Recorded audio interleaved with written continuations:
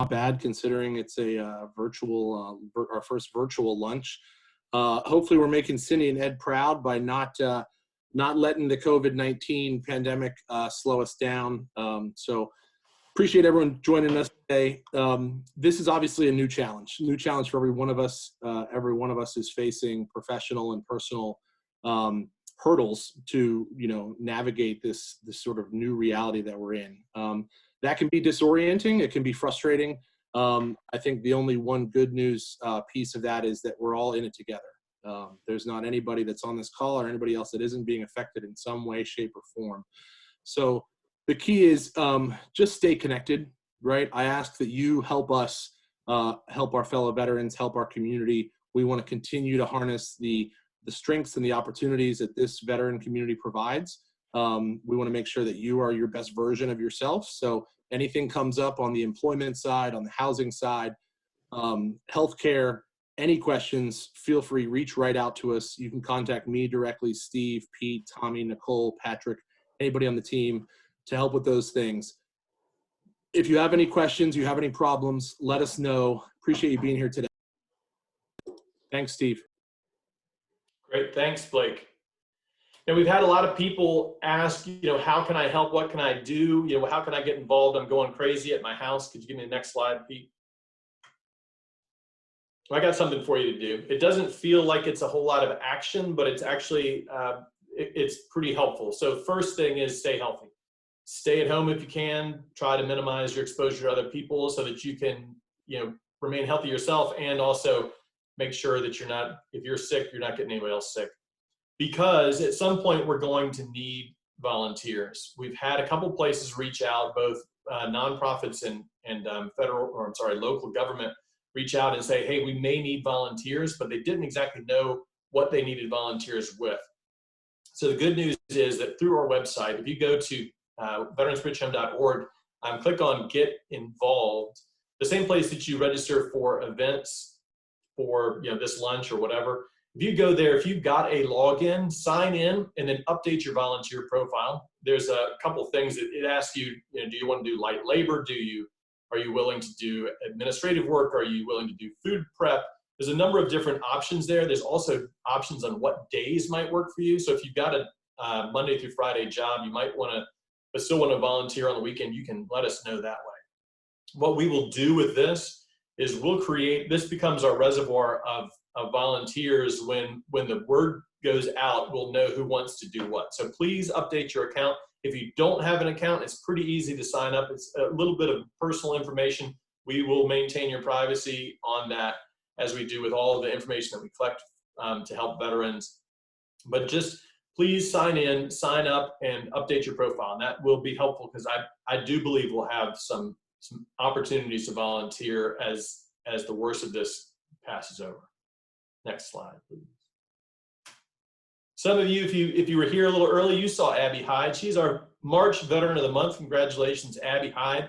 Here's a little bit about her. She was in the right branch of service. She was in the United States Army National Guard as a logistician. Now she's helping veterans get jobs, which is great. A couple of her XPO logistics teammates are here on the line. Congratulations, Abby. It's really great to see you participating in the employer breakfasts to help other folks who don't have your military background understand what veterans are like and why they should hire them. For those of you who don't know, Paul Bill's job is twofold. So Noel McCall at Patriots Path helps veterans, and our friends at Goodwill help veterans get job ready. Paul's job is help the employers become veteran ready. So if you're as ready as you can be and the employer knows how to hire you and where to plug you in, then you're going to be more likely to get a job. So, and Abby participates in that as someone in the talent acquisition world. And so she's not only helping her company, but she's helping other companies be more veteran ready. She's also helping people in her company on military jargon, how to read their resumes, how the skills transfer, and so forth. So thanks, Abby, for all that you do. You make a big difference in our community, and we salute you as the Veteran of the Month. Now, if you're thinking, how come I've never been the Veteran of the Month? Or how come none of my friends have ever been Veteran of the Month? The second question is pretty important, because if you've got a friend who you think is a deserving Veteran of the Month candidate, and you haven't submitted their name as someone to become the Veteran of the Month, then that's on you. So please recommend your pals and friends who are doing great work. I know there's a ton of you out there.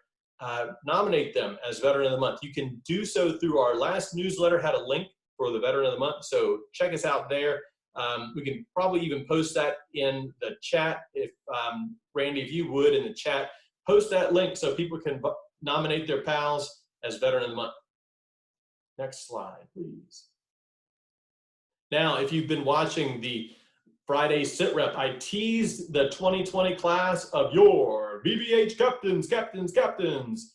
So you probably all know what the VBH Captains are at this point, but essentially they're super volunteers. They're people who attend our events. Some of them run some of the events. If you were up this morning at 7 for the Wednesday workout, you saw Rodney Thompson, Captain Extraordinaire, leading the way with 6 folks at the Wednesday workout. He was there on Monday. He was texting me on Monday, and I was still in the sack when he did. But he's been leading some of those workouts. Michael Kruger typically runs our Valentine breakfast. We're going to do that one online in the future, so be on the lookout for that. But these folks are helping us expand our footprint. They're getting us into some geography that we weren't before to help serve more veterans. So thanks to all our Veterans Bridge Home Captains. One last piece of admin before we go into our interview with Tim Paul. Let's all turn on your cameras if you would. You don't have to keep them on if you don't want to.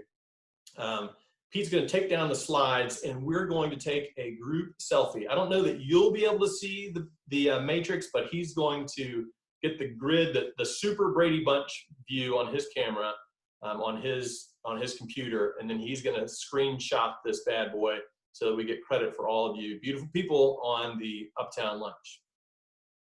Pete, do you have us?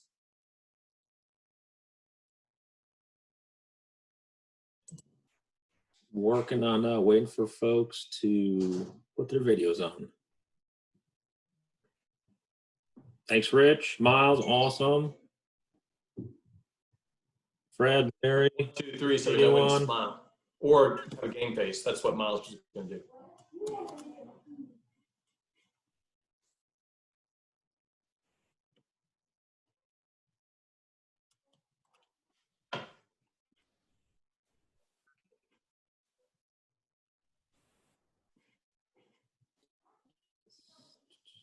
Steve, got it. Hey, Steve, I got it. You got it. Okay, great. All right. Well, next slide, please, sir.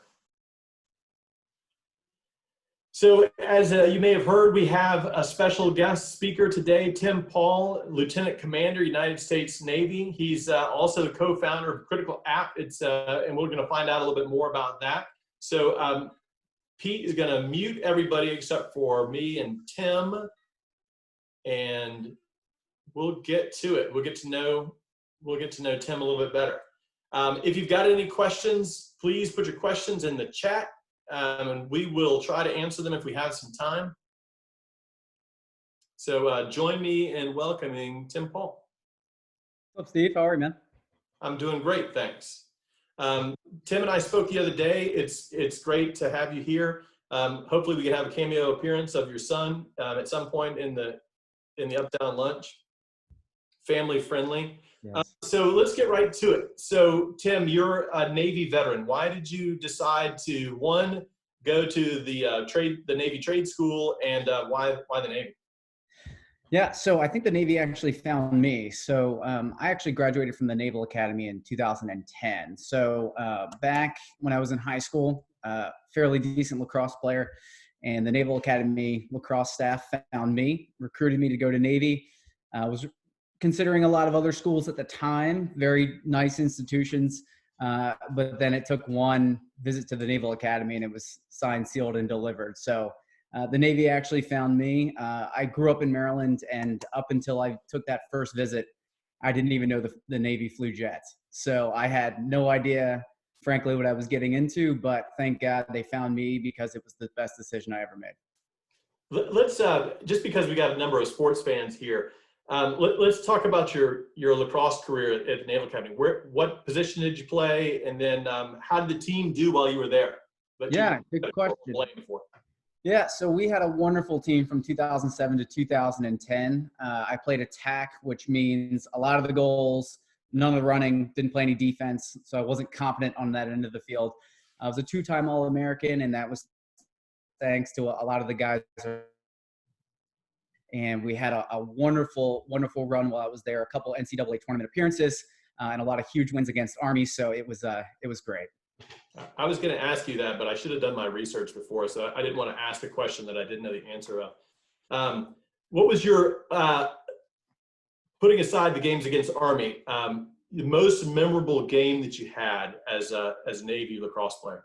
Yeah, it had to have been my Maryland, the freshman year game that we played against Maryland, and that was because it was my first ever start in front of about 10,000 people, and that was just memorable because I think you always remember your first in everything. So for me, having that game where it was my first start, freshman year, had no idea what I was doing, right? The game was moving a million miles a minute, and I was just trying to stay somewhat within myself. And it was the first time my parents got to see me play while I was in college. I was filling in for a guy that got injured, so it was rather unexpected. And I had a wonderful performance. We won the game. So it was just one thing after another that made it probably the most memorable game that I had. And weirdly enough, it was freshman year, but again, it just goes back to it being my first. So I think that's probably what it was. Yeah, got to be good to beat the Terps too. Oh yeah, big time. So that's great. So why did you choose surface warfare? What made you want to be a SWO? Yeah, so I'm an open book. So I'm not going to sit here and lie to you and tell you I've wanted to be a SWO my whole life. It was a process of elimination for me. So if you go down the line, the things you can choose at the Naval Academy: submarines, I wasn't smart enough to be a submariner. Marines, I wasn't gung-ho enough to be a Marine. SEALs, I wasn't crazy enough. Pilots, I didn't have a good enough eyesight. I certainly wasn't going to be a doctor. So it chose me once again. So it was just a process of elimination. Now, that being said, I probably would have chose SWO even if I was eligible for all the other ones, or I had the DNA makeup to go that way. But it was more so just a process of elimination for me. It was a perfect fit because it goes, you go right into a leadership role right away when you become a SWO. And not every Navy officer position can say that. Pilots fly, SEALs do a long training pipeline. Same with the Marine Corps. But SWO, from day one, you got a team of 20, a team of 30, a team of 50 under you, and they're looking at you for direction and guidance. And you're going to screw it up 99% of the time for the first 4 years that you're there. But for me, that was a wonderful experience because I needed to screw up, and I needed to be told what I was doing wrong. And frankly, it was the best thing for me. Yeah, it seems like it's what the Navy does too, right? So there's a bit of the Navy sails ships, and so that's, you really got to be in the Navy, the sort of mainstream Navy, and see probably a lot. Yeah, it was huge, man. You were on. Oh, sorry. You told me you were on your first ship that you were on was one of the Navy's finest. So tell us a little bit about your first duty assignment. Yeah, a real piece of work, this ship. It was an old steamship, old LPD-15 USS Ponce, which has now become like a super high-speed SEAL afloat training base. But when the Navy had it, it was an absolute piece of junk. And it was old as hell. It got through the water barely. We slowed down the rest of the strike group because they couldn't go on without us. So we could only go about 17 knots. So the carriers that wanted to fly at 26 knots, they couldn't because they had to stick with us. But yeah, so I went from the oldest ship on the pier at the USS Ponce, and then my second tour in Norfolk was on the newest ship on the pier, which was the USS George H.W. Bush, which is obviously a 100,000-ton carrier, nuclear powered, fast as all get out. I mean, it's the tip of the spear when we talk about Navy capability. So going from the oldest ship on the pier to the newest was certainly an experience. Yeah, my first duty assignment was with some janky old equipment in the backwater of the Army. And then I went to a more deployable unit, and I felt like I learned a lot. What were some of the things that you learned sort of it's got to be harder on an older vessel than it would be on a new one. So what were some of the lessons learned from that you took Yeah, I think Say. the biggest lesson I learned was that the mission's going to change depending on your capabilities and limitations, but the success of the mission is still solely dependent on people. The people that I had on board my first ship were second to none. Now, that's not taking anything away from the folks that we had on the carrier. We had about 5,000 folks on the carrier, but my first ship, we only had about 350 folks. We could carry about 500 Marines. When it comes down to teamwork and leadership and the ability to get a mission set done, it doesn't matter what type of equipment you have.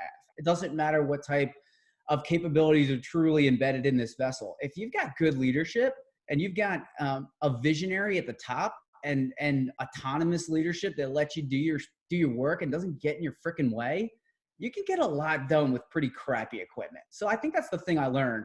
And again, I'm not making any indictments or accusations about the leadership on the Bush. It was fantastic. But with Ponce, man, like the people on the pier left us alone because we were old as dirt.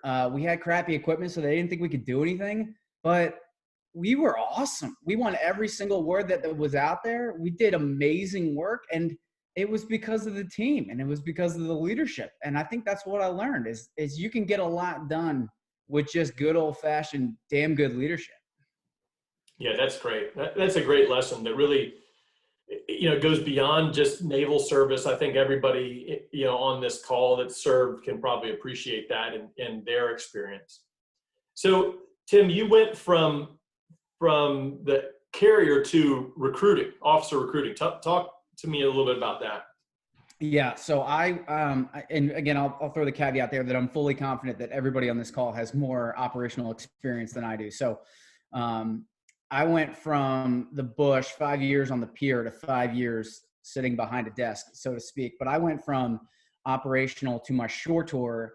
And as an officer in the Navy, we're going to do, about 5 years operational and then take a 2 to 3 year shore tour. But I did it, and I had the opportunity to do it for 5 years. And I started recruiting Navy SEALs, SEAL officers and nuclear powered officers down here in Charlotte. So that was just something that was on my slate, a job that I could take.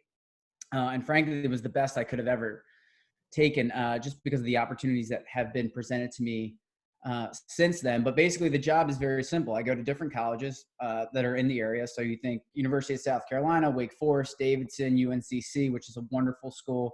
I go there and I make the joke that I trick people into joining the Navy, but frankly, obviously it's a wonderful opportunity, especially for some of our folks that are doing engineering degrees at some of these fine universities. And they think that this engineering degree is going to take them to work for Amazon or Exxon or Google, and reality hits them in the face, and it's not going to turn out that way. And that's okay, because there's a spot for you in the Navy, and it's a well-paid job with security and benefits and leadership experience, again, that is second to none. So, I go to these colleges and I ask these young folks, what's next? You got this wonderful degree in mechanical engineering from University of South Carolina.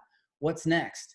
And if they don't have a what's next, we have a real conversation to have. And frankly, I think I'm a blessing in disguise. I'm the same exact thing that the Navy was to me back in 2005.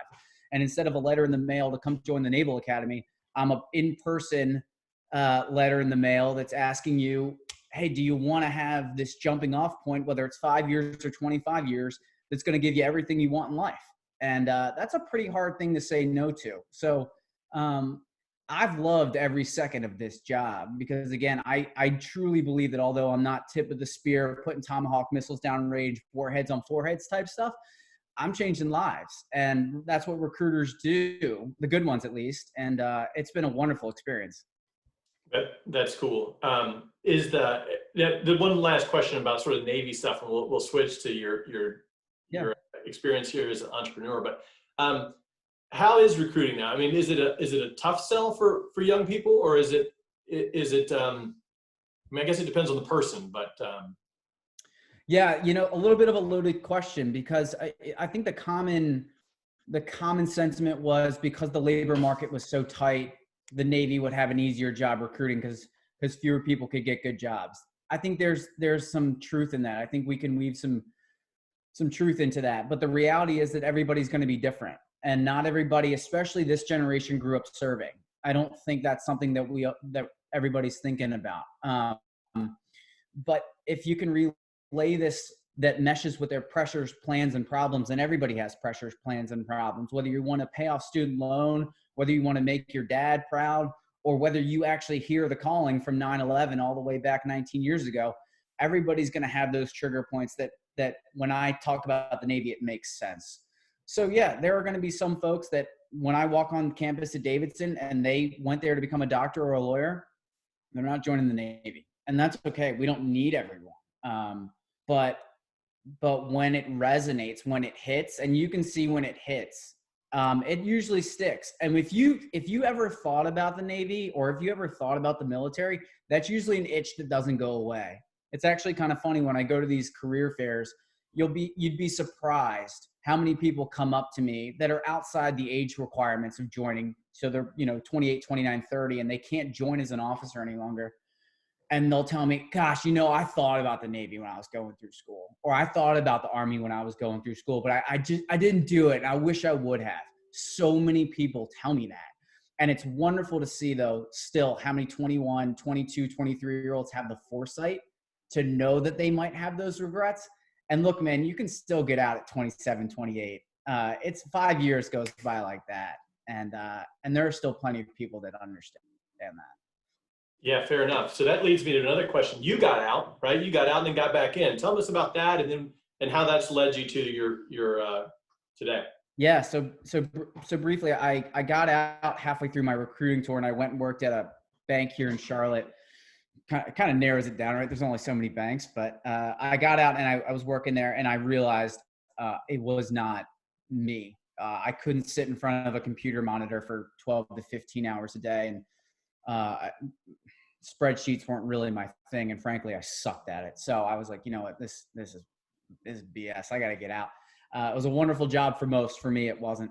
So I got back into recruiting, and this was about 2 years ago, and I realized I'm going to have to get out again, but I'm going to have to do it differently this time. And I thought about it long and hard, and I thought about my skills, my interests, and what I'm good at. And I looked at the cross section of that, and I started to narrow down exactly what I wanted to do. And I realized, in essence, I'm not good at a lot. The Navy taught me how to lead teams, and that was basically about it, right? I can't go out and work on Tomahawk missiles here in town. So one of the only things I'm good at is leading a team.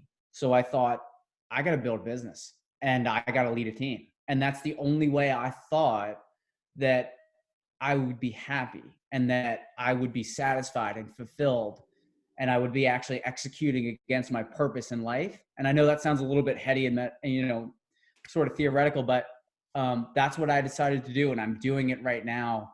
And as I transition right now, that's what I have to look forward to getting out. And I'm a whole lot happier than I was sitting behind the monitor and the spreadsheet.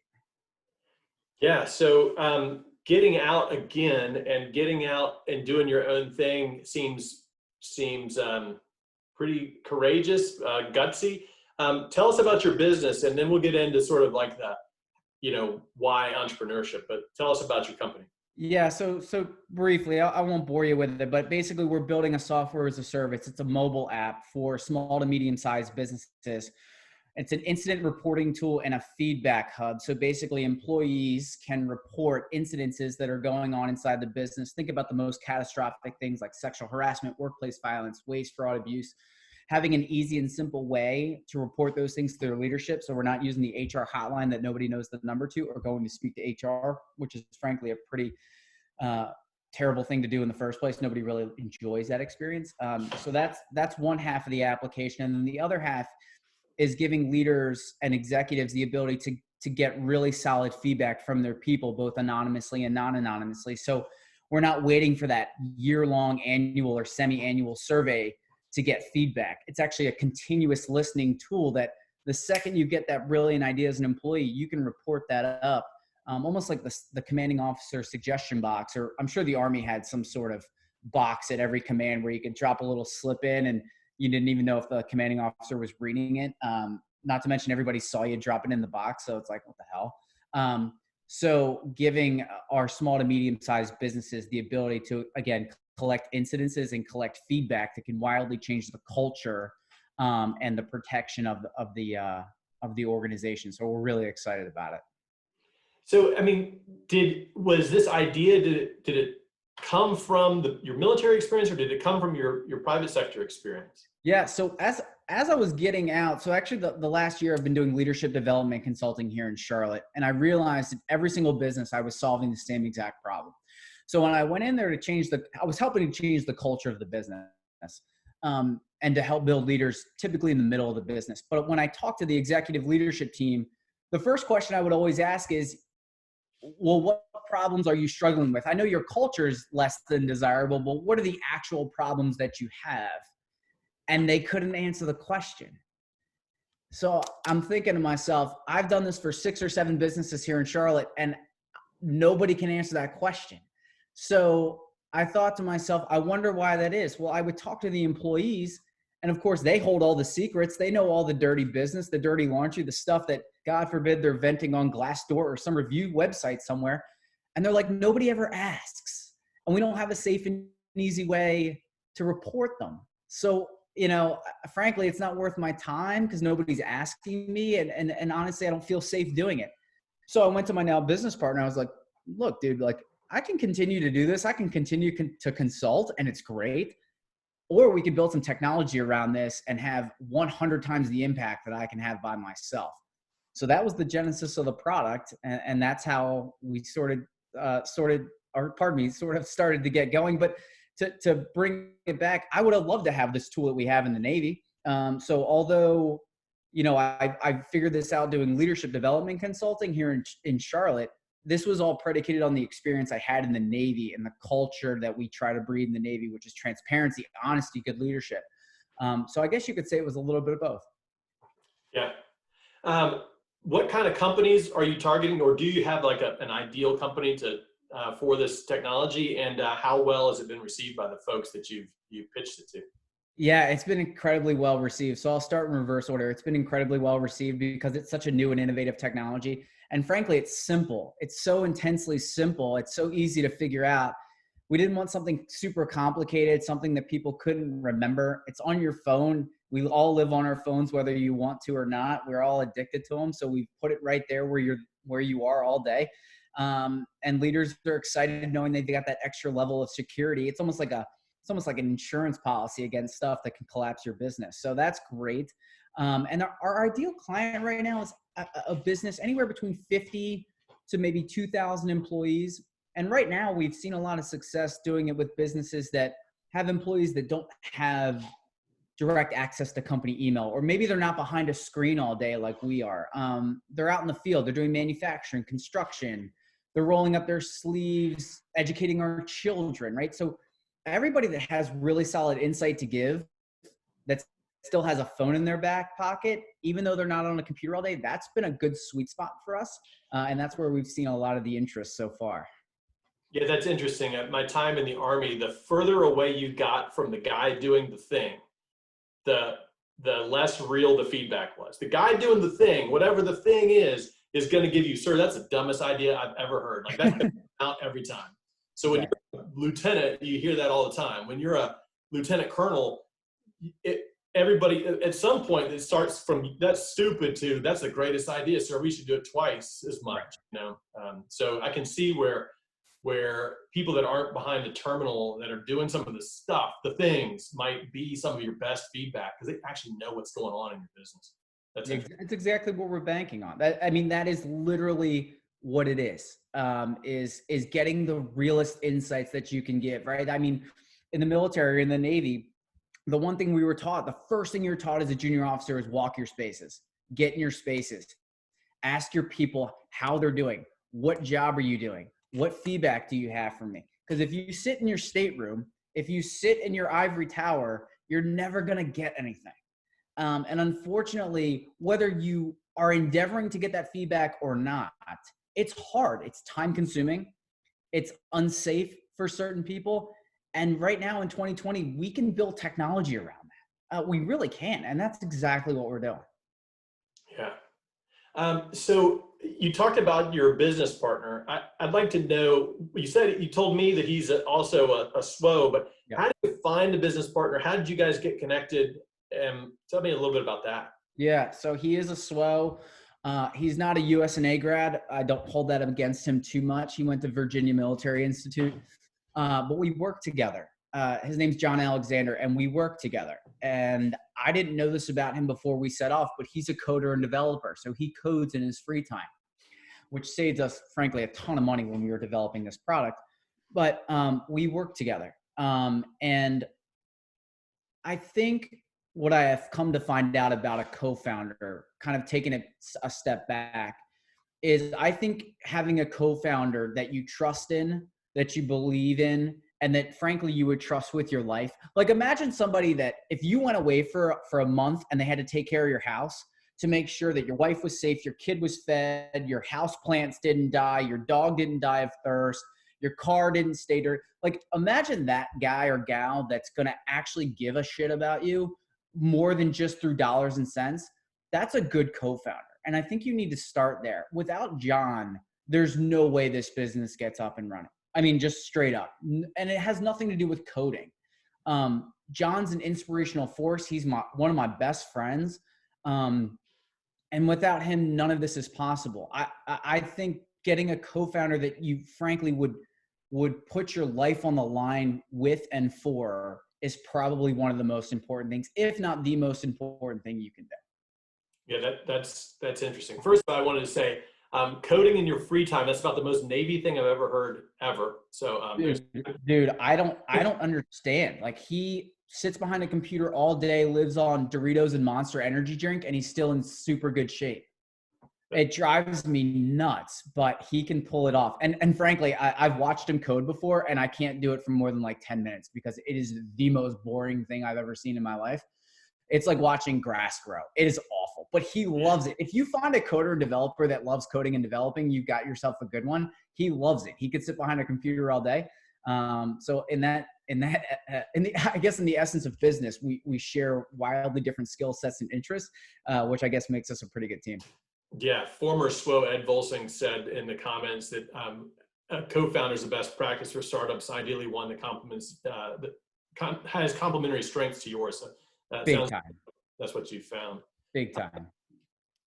You know, one of the things that we talk about here at Veterans Bridge Home is having somebody in your life like your co-founder, somebody who you can trust. In the military, that's pretty easy to find because there's a lot of people who share your sort of ethical background and have shared experiences. So, you know, to everybody out there in the audience, like, you know, who is your person outside of your family? Who's the person that you can talk to, who you can trust, who you could, you know, leave the key to your house or your car to? If you don't have that person, you know, that's something you should probably be working on as just a personal thing. So that's sort of my editorial comment. How scary is the thought of leaving the cushy, not cushy necessarily, but the guaranteed money of a government job and going to the least guaranteed of all jobs? It's terrifying. It's absolutely terrifying. But there's only one additional thing that's more terrifying than that, in my own personal opinion, and that's regret. And it's time for me to leave the Navy. The Navy's given me everything I've ever wanted or needed in my life. I think my wife only married me because I look fairly decent in a white uniform, which is just another reason why the Navy's better than the Army, by the way. But I digress. True. I'll give you that. I'll definitely give you that. I don't find anything scarier than regret. So, I mean, we're setting off on this venture, and most startups like us will fail. That's just the sad reality of the proposition here. Is the odds of us failing are probably 10 times greater than us succeeding. But I don't know if I could look myself in the mirror for the rest of my life knowing that I didn't at least try, because this means a lot to me. I think this is my purpose in life. I told you I'm only good at a couple things. Like I can eat pretty well, and I can lead a team. Like those are the only two things I do well anymore. And if I don't at least try, I'll never let it go. I don't want to be one of those people at a career fair that says, you know, I really thought about it, but I didn't do it. Right. I mean, God, that sucks, man. That sucks. So it is terrifying, but there are way more terrifying things to me. Oh, it's spreadsheets. Terrifying things that I think if you can you just gotta go for it, man. And you can do it because somebody out there right now that's watching this has something sitting on their mind, sitting on their heart, and might even be starting a business. But you got to do it. Like, you got to be a freaking lion, and you got to try. You do. And if you try, you can get rid of regret. And that's a pretty satisfying feeling, I think. Yeah, that's great. We probably have just a couple more minutes. So the last question I want to ask, and then I'll open it up to the floor, is what do you wish you knew, before you started this? What's the one thing you've learned and wish you had learned faster, maybe? I know you're still kind of at the beginning of all this, but what's the one thing that you know now that you wish you knew when you started? I wish I knew that my network was going to be the deciding factor on whether this works or not.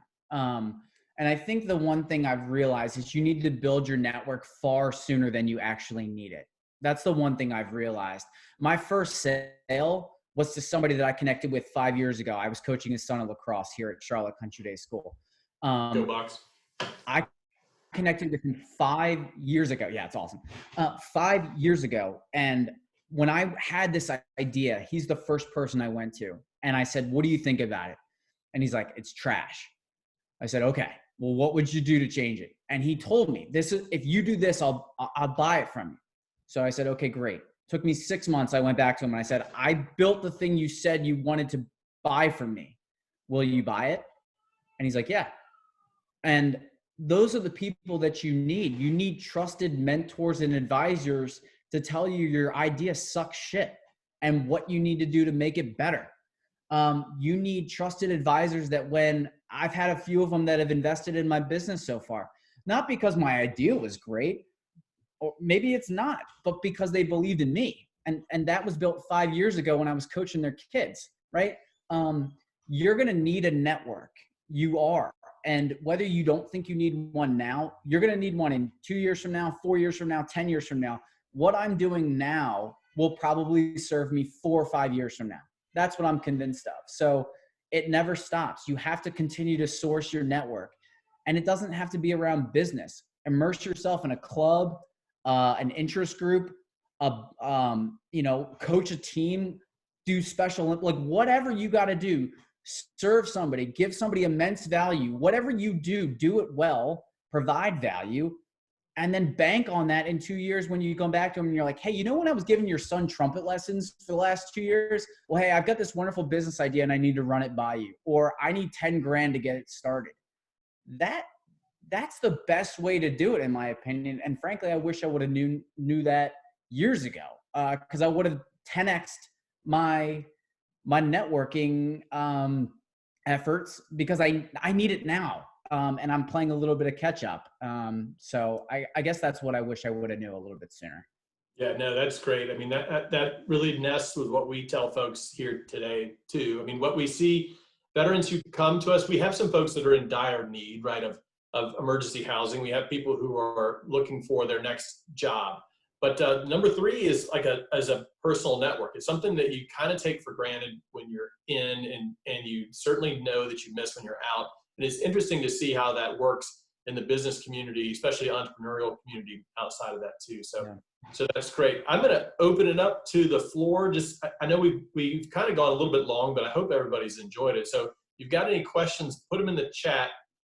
And while we're doing that, let me put a couple sort of admin notes out to everybody. One, make sure you're checking on your friends out there. Just a hash, I've been, just because I am a sarcastic individual to start with, I've just been saying hashtag buddy check and then checking in, but just so that they know that I'm buddy checking them. Do that to your friends, people that you haven't seen in a while, your family, coworkers, just it's good to hear from folks. It really does make you feel good when you get one. We are doing Instagram interviews at high noon every day, except for obviously we didn't do it today. Short interviews with some of our best friends and veterans that are out there, some of our teammates, just so you can get to know us. Our Instagram feed is fabulously under-followed. So if you've got an Instagram account, follow us, check us out live at noon. Those are going to be kind of fun. They're fairly light-hearted. We also have the trademarked Tommy Reedman lightning round interview portion, which is always fun. Fridays at 4:30 on a different platform, Facebook Live, we're doing our sit rep, our situation report. So wrapping up the week's news and stats, taking some questions from the mail call. And then also at Friday after that, following that, is the Unhappy Hour. So if you've seen the Unhappy Hour both on Zoom and Facebook Live, week 1, 2 weeks ago, Jenna Sanders, West Point grad 2008, challenged me to 1,000 step-ups. She kicked my ass, and then she reprised that again last week by actually physically breaking Tommy Riemann in 350 burpees. And so the 2-time returning champion, Jenna Sanders, will challenge our very own Blake Bourne to, I don't know, it's called the DT WOD, workout of the day. If you join us at 5, we'll be pushing some of that out on how to join us on that. You get to see Blake get smoked by Jenna.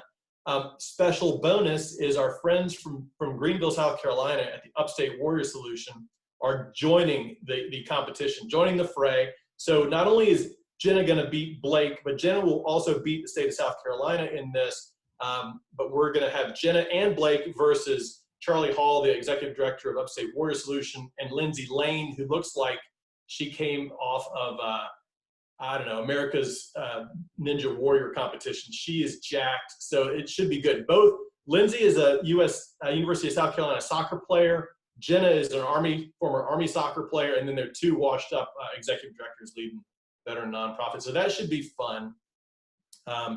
Any questions from the team out there? I wonder how fast Blake will puke. Well, that's easy. That's Blake will puke within minutes of starting. Anything else? I'm going to add in there, people are talking about a stable call and combining with that with the Unhappy Hour. That's kind of what we're doing. A bunch of us that are not doing the workout and just want to tune in and laugh will have a drink in our own home and just heckle people. I felt a little bad about it after Tommy took such a beating last week, but it was fun while it was going on. Larry Gass wants to know, does anything good for us happen before 7 or after 10? Yeah, everybody should drink beer while Tommy PTs, but then you really wouldn't have to drink very much based on his performance last week. Well, Tim, this was great. Thanks for your time. Appreciate everybody else out there that joined us. Let us know how this went. And, if you like it, we'll continue to do, get better and smarter and do some more stuff. Randy, who jumped in, she's our community engagement assistant. So she's taking all these good ideas. So if you've got them, rsmith@veteransbridgehome.org, send in your good ideas. If it's really good or really bad, we might ask you to help us lead it. So be careful what you ask for. And thanks again, everybody, for joining us. Well, stick around, but thanks. Thank you, Tim. Thank you. I appreciate it, guys. Thanks for having me.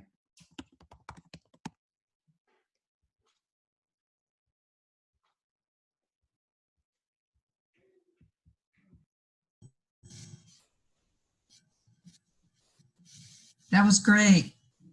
You're not recording right now, right? I don't